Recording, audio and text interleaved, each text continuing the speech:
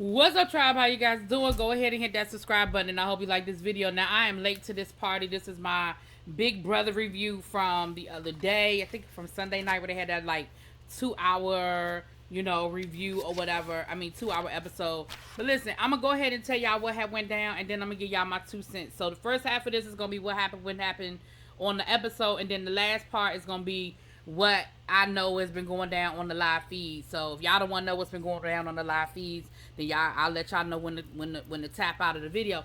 But a new episode just came on tonight, so probably anything I was gonna tell you we already know. But moving on. So this is episode 7. So I'm gonna read y'all from my notes. It was a 2-hour episode.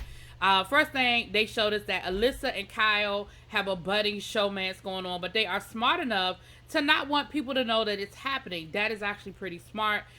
Y'all need to keep it on the DL for as long as possible, because what we do know in the history of Big Brother, the fastest way to get a target on your head is to be in a showmance. So boom. Even though the whole house is still hyper focused on Taylor, which I saw that the editing was downplaying how bad they are still treating Taylor, but it's all good. Again, the live feeds are 24 hours a day, and people are watching them, and more people are watching the live feeds. They're more popular than when they first started doing the live feeds, but everybody's watching them. They all sorts of YouTube channels, people telling you what happened. So y'all can downplay it all y'all want, but it is what it is. Joseph is starting to realize that this blind side is coming of Pooch, right? Pooch, whatever the man's name was. He was really sure of himself. He really thought he had this alliance. He really thought he had it in his back pocket. But unfortunately, this all-girls alliance is actually running things. Now, the reality is, it was a really good idea, but part of the reason why all-girls alliance hasn't worked up until this point is the same reason why this one ain't gonna work. Y'all are too cocky, and you're too nasty, and you're too vengeful about it. And you're kind of pissing people off. And the problem is, and I don't want to sound, sexist or anything, but the problem is when the guys do their guys alliance, they were a little smart about how they handled it. Even though nobody really knew about this all girls alliance, and y'all sort of blindsided what was going on. But because Nicole was acting the way she was acting, it was really, rubbing people the wrong way. But anyway, Joseph is feeling it. And unfortunately, Taylor's still trusting the wrong people. She's talking to Amira about wanting to backdoor Monty. And, of course, she ran right to Monty. And so now Monty is like, listen, we got Taylor on the block. Let's get rid of her. But, of course, this all-girls alliance have decided that it is not Taylor's turn to go. They figure that she's the weak link. They can get rid of her whenever they feel like getting rid of her. But they really need to focus on a big target, a big, strong guy who could possibly be good in the comps. And that person would be Pooch. So no one is listening to Monty. No one is listening to Joseph. And now Monty is starting to realize, wait a minute, did I hitch my wagon to the wrong train? And we are like in this side alliance with the girls. But at the end of the day, I think we low man on the totem pole, and as soon as they get rid of everybody else, then they're going to be looking at us, and we're really not as good as we thought we were in this damn going alliance. The guys start second guessing putting Pooch out, but it was really just a little too late to ever try again. Shouts out to Denise Williams. Now,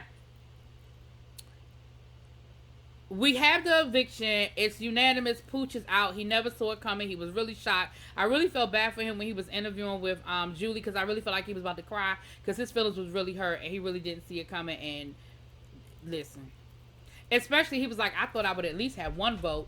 And I think in that moment, I really feel like I would have voted. Like, y'all know how I feel about this unanimous vote thing. As long as the person that you want to leave is leaving, why do y'all care whether it's unanimous or not? Like, why you gotta turn the knife? Like, it's bad enough that you stabbed the man in the back. You gotta twist it too. Let his friends vote for him. It would have just been Joseph and Turner. Nobody else would have done it. Let the man get 2 votes. But whatever. Moving on. So we find out that the new twist is that we are now in pairs. So the HOH competition went like a little like this. They was, of course we got this whole festival theme. So they're holding lighters. Music is playing. When the music is over, it's almost like a musical chairs, where the first person to jump in, the last person to get in their chair, they are eliminated. and they can either choose to join, pair up with somebody that's already like been eliminated, or they can, you know, sit by themselves and somebody has to choose them. Here's the catch: if one, like, you're nominated in teams, so like, for example, with Taylor, anybody that's connected to Taylor would automatically be put on the block if they decide to nominate Taylor again. The only advantage to that is if Taylor is the target, you really don't care about being put up there because you're safe. But the same goes for HOH. If the person you're teamed up with is HOH, you're automatically safe for the week. So it's good, it's bad. Same thing for Power of Veto. The people who play for the Power of Veto, if you're chosen, then I think your partner can't play, I think is the way it's going with the POV. And they said they'll let us know next week what happens to the odd person whose teammate goes home, because then we'll have an odd number and there'll be some sort of twist they'll add to that. So let me give you guys the new teams.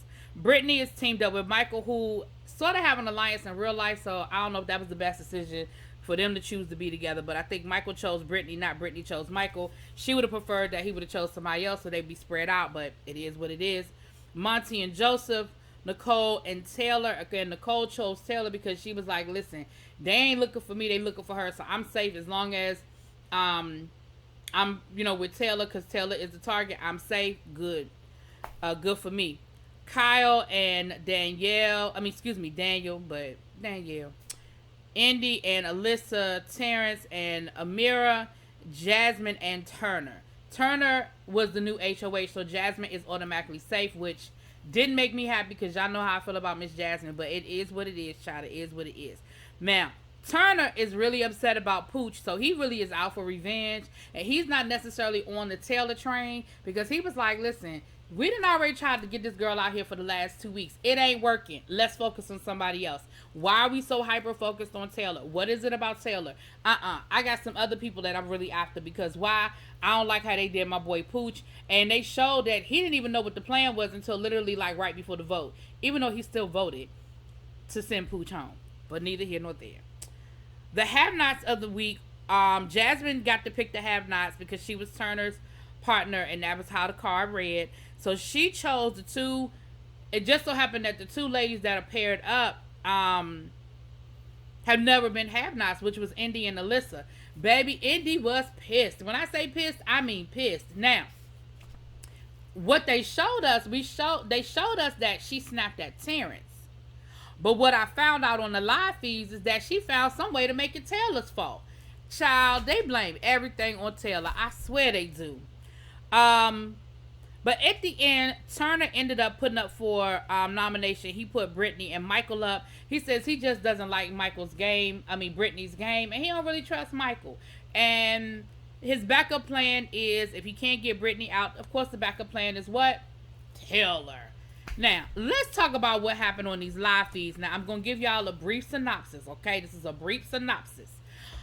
But sometime about Saturday night, Sunday morning, the live feeds exploded. It was all these videos being posted. Everybody was talking about what was happening on the live feeds. Listen, they finally got smart and realized what was happening with Taylor and how Taylor was being railroaded. Now, the way it seemed like it played, and again, I'm giving y'all the short version of the story, but it's the way it seemed like it played out is that Joseph, the same person that figured out that the girls were trying to backdoor Pooch, figured out this whole thing with Taylor and realized that